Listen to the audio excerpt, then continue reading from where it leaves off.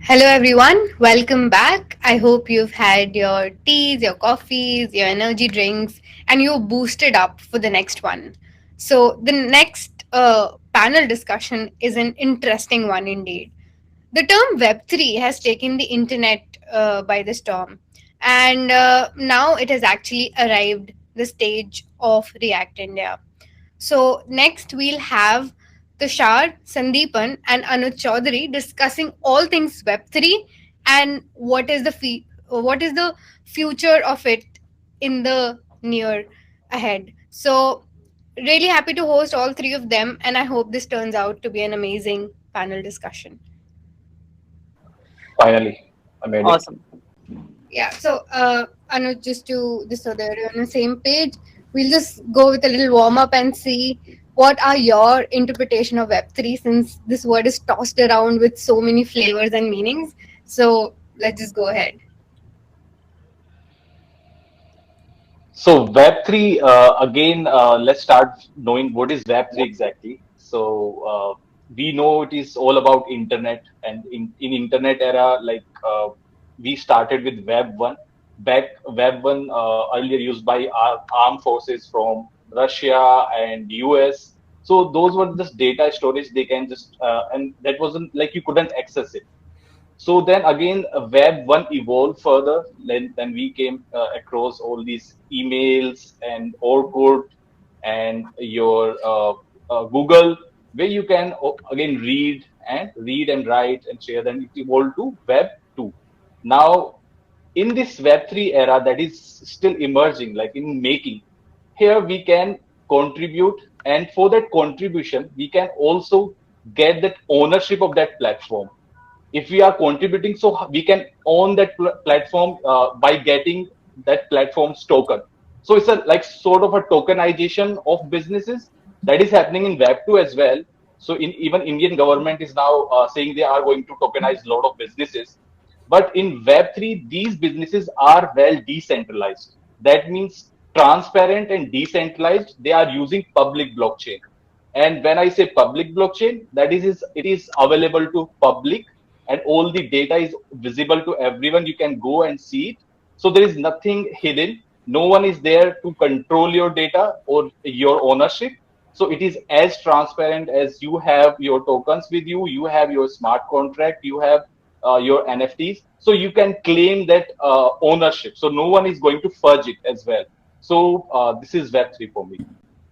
Interesting. That was a very nice explanation to it.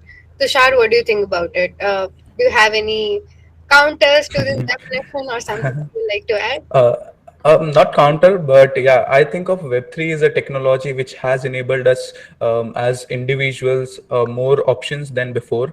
So before Web3, so essentially Web3 is a set of technologies which is for a futuristic world where things are more decentralized, where you have the capability to own stuff, you are a contributor to the things, and a lot of things around that. So I think Web3 opened a lot of opportunities for individuals to be either the network holder, be either the project maintainers, creators. So I think of it as a world where things are more decentralized, transparent, and you get to, as Anuj said, the ownership things are already there. But in advance, you can as an individual also challenge big Web2 companies, or those companies which have been established for years. Those were able to create monopoly, but with Web3 now you have the capability to create a market share, and people can use it. No one can block you from accessing this open network. So this openness and transparency is next level and is much needed by the time we thought about web specifically, that things are connected and computers are connected. So Web3 is the, I guess, one of the production versions of those. Web 1 is kind of a staging, and then Web 2 is kind of testing, internal testing, and Web 3 is the right version to be the real open web where people can browse, own, and do a lot of things, and individuals can challenge these big companies and create their own products. That was indeed a very nice explanation for making the developers out there understand. But yeah, over to you, Sandeepan. What do you think about this? I think Web3 for me is all about community. I think like it's about giving the mic back to the common people. Like you may not be sitting like in a Web2 world, like the important decisions happen inside a room, closed room in which not everyone can participate. In Web3, that scenario changes, and it's all like even if you are like at the bottom of the chain, like there's a like a chain concept in Web2 and in the finance world even more. So even if you're bottom of the chain, like you can still contribute, like your voice is still heard, and you can still make decisions on what you think should be the next steps for for example, the project or any company in a Web3 company. Like you get to vote on those decisions. I think that's where like the primary definition for me for Web2, like Web3 is, and that's the game changer Web3 is happening, giving the voice back to the community. Interesting. So while we say this is a very evolving area, or we can say the future of the internet, but like for people out there, like even developers might like me, it's very hard to wrap our heads around how it behaves. If, just the blockchain in itself is so much to handle, right? So what do you think will be the end users? Like end users are so used to just navigating our web 2. Who do you think would be the adopters for this sort of technology, or how would you see the developers adopting this web 3 and writing code for it in a mass? So Anuj, what do you think about it? This is really very good question. So when it comes to blockchain ecosystem, scalability is one of the concerns.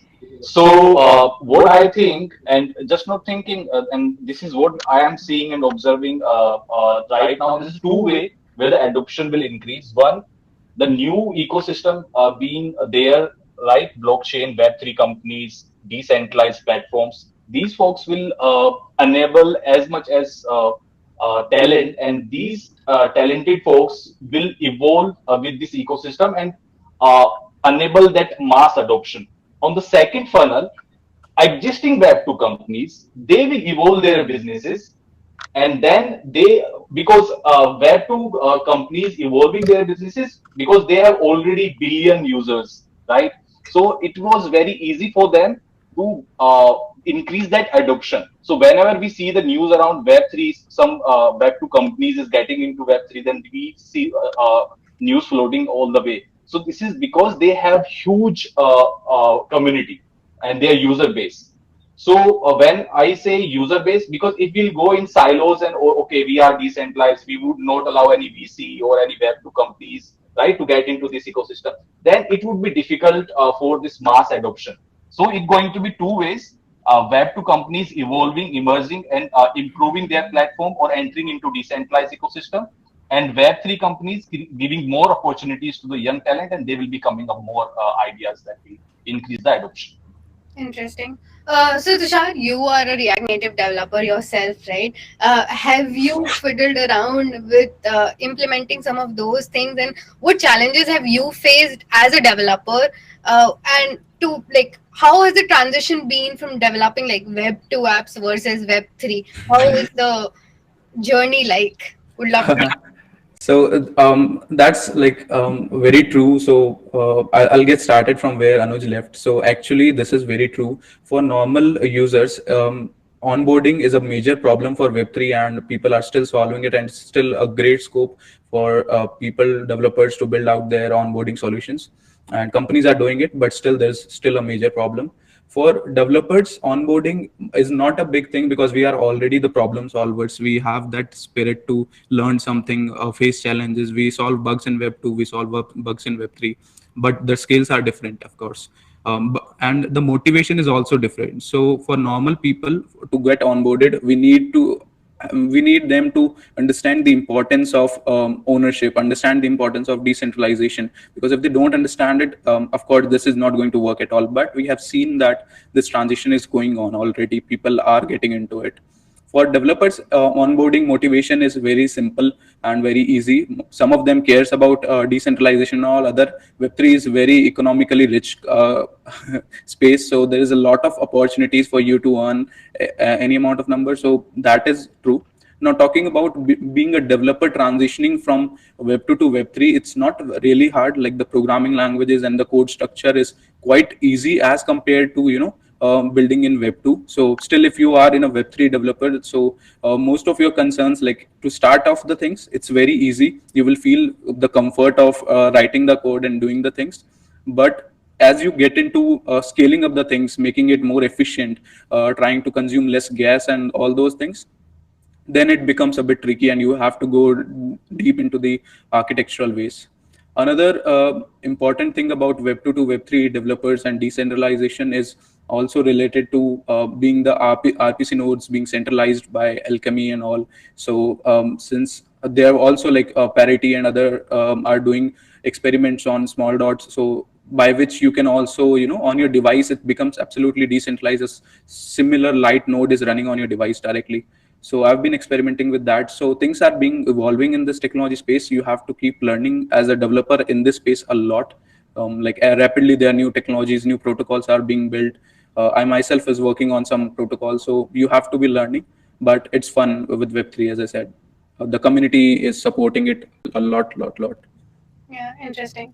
So, Sandeepan, what about you? Like being a developer evangelist, like what problems have you faced in trying to promote this future of the internet, and how do you think you fill in the gap? Yeah, technically my only role is to onboard developers into Web3. So like this is what I do. So I think like in terms of Web3 development, I think I totally agree with Tushar.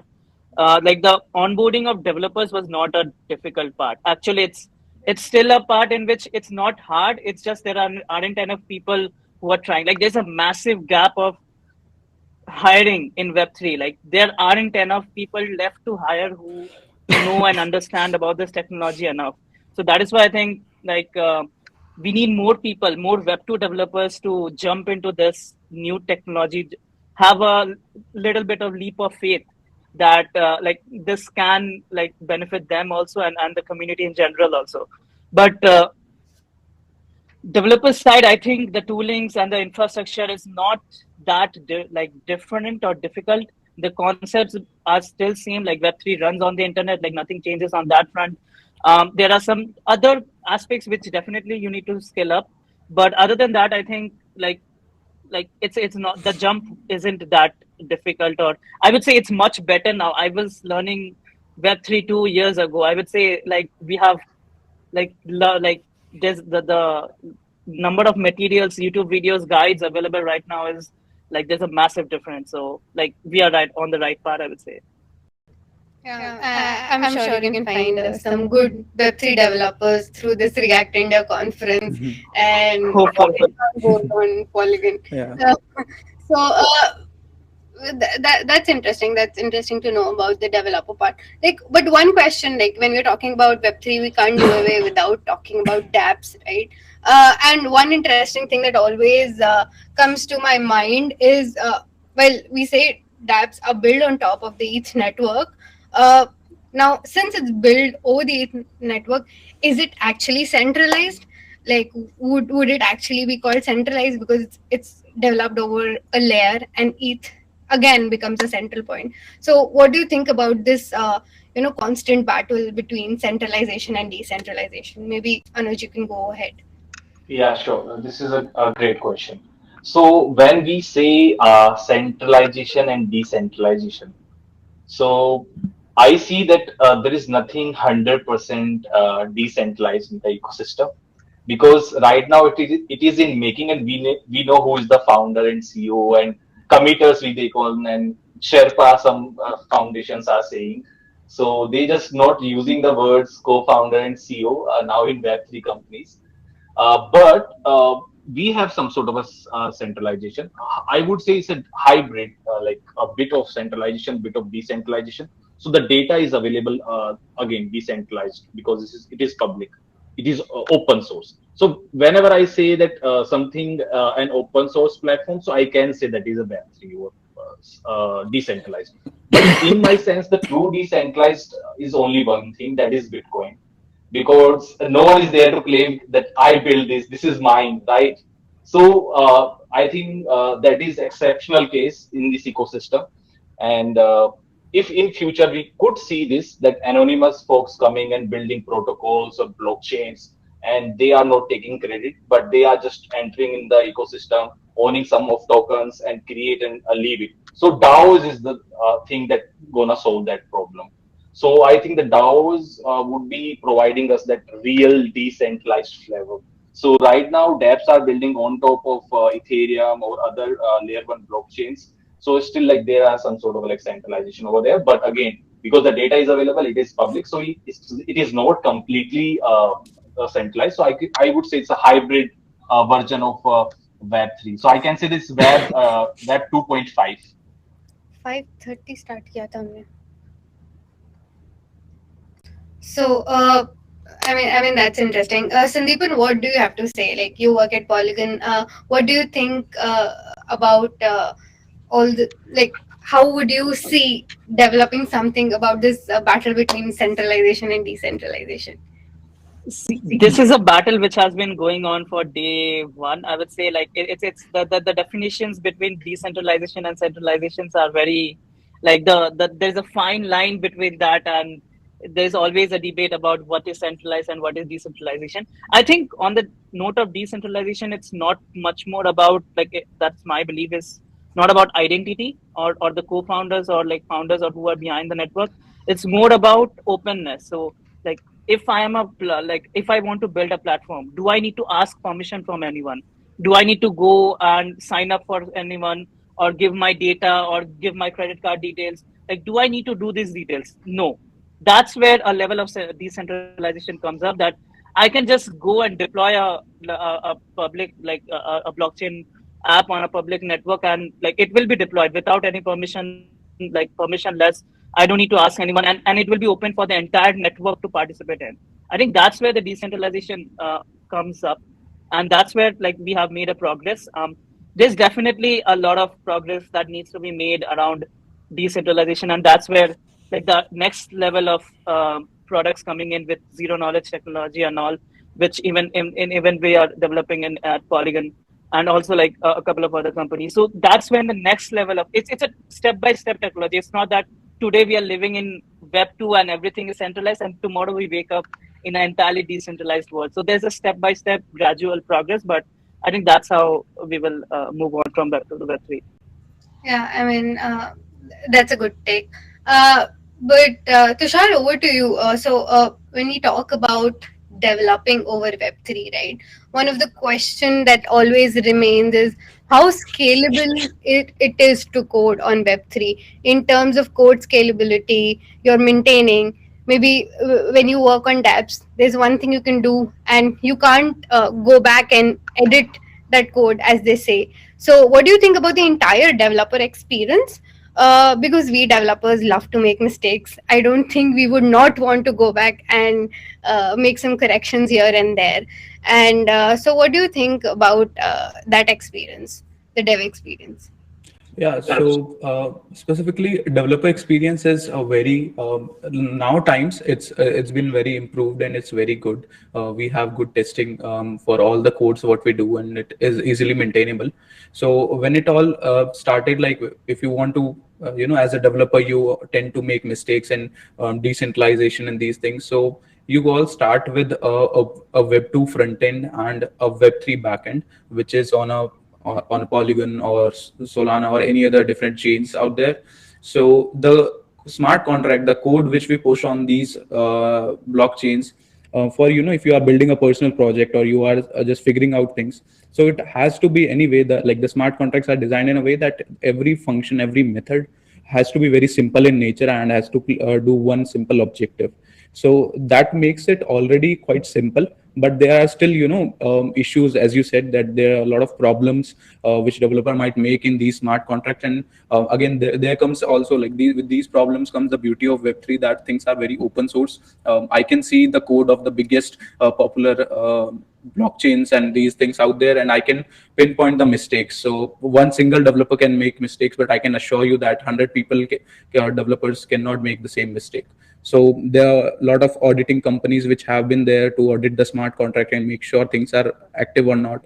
and even the popular blockchains and these things out there, their code have been properly outdated to make sure that what they are saying in the code says both the same thing. So yeah, that's the beauty of it. And if you make some mistakes over a test net, it could be easily removed, and you can deploy another smart contract to do the same thing before going live to the main network and the people. And it's decentralized. Building dApps over as you asked earlier, that what about building dApps on Ethereum and these things. So Ethereum and Bitcoin, like, these are popular blockchains, and these are one of the most decentralized ones. So if I tend to build my own blockchain and then building my own app and doing everything from scratch, it will be centralized for sure, 100%. Whereas if I'm building a dApp using Solidity and smart contracts and deploy it to Ethereum, it will be much more decentralized and it would be much more open, right? And the securities and all those things would be right there inside already for me. So yeah, for developer experience, it have been improved a lot. There are a lot of testing libraries, and to just make sure things are going well, and the openness adds the green tick to it. Interesting, interesting. So we'll just take one last question and we'll move through the panel. So since all three of you work in one of the leading crypto or fintech startups, one thing that bugs all the people involved in these spaces are the regulations. Like, we are all scared of it. It can pop up any day, and you have to just be receptive to all of those things, right? More so in the crypto space. But yeah, RBI knows how to do it well to the fintech people also. So, how do you think these uncertainties around all these regulations impact the Web3 developers? Is there something that changes over time, or what do you think about it? So, Anuj, why don't you go first? Yeah, sure. So I am now co-leading sort of this segment, regulation and policy, closely looking at it and trying to provide as much as consultation insight to the government of India. But the main issue is here is how we can make sure that they understand it. So until unless they understand it, they can't regulate it. So main is understanding, and the second one is when regulation comes. So regulations around crypto and blockchain tech. So again, you can't regulate technology; like it is impossible. And the second is, but the process, startups are building on top of that tech. So regulation we need for that. But how developers are getting impact is something I am seeing, and I am already discussed this with a lot of policymakers and journalists, that this is a purely a brain drain happening in India right now. We are seeing that developers are leaving India, or the developers are not building for Indian startups. So they are going to Dubai, Singapore, or they are trying to leave India, right? It's just not developers, investors, startups, entrepreneurs. So this is something happening, and this is very, very critical. Though we say that it's a decentralized ecosystem, but again, if someone is leaving India and building some sort of a startup abroad, then they are going to pay taxes to other government, whether they are raising fund or seed fund or any investment. Then again, the tax is going to be to the other country's pocket. So it's just thing is the developers are the guys who are going to be entrepreneur in future, right? And here developers have an upper hand because it's all about smart contract, right? So here the government, we don't need any government for the license and all. So here the developers are your kind of a government that providing you a fair smart contract that which gives a clearer picture of any business, right? That's the key of any business in this ecosystem. So it's very sad. I would say it's very grim. I'm seeing the developers are going abroad. It's a clear Web3 brain drain is happening right now in India. So I think the government should take it in consider. But the government, what they are saying they will see first how the global folks are going to regulate it. Then we will synchronize with them. So I think that why don't we go ahead rather than waiting for that? So this is my 2 cents, or two Satoshi, I would say. Yeah, so thank you so much. I think we went a little over time, but nevertheless, this was a very interesting session. Like, I personally gained a lot of insights. So thank you to all three of you for joining in today and sharing your insights on the same. I really hope that it does go and become the future and rooting out for all the Web3 developers out there. So thank you, Sandeepan, thank you, Tushar, and thank you, Anuj, for joining in today. Thanks for having Yeah, me. Bye thanks bye. for having Bye us. bye. Thanks, Have a Tushar. nice day. Thanks. Keep Bye building, bye. guys. Bye.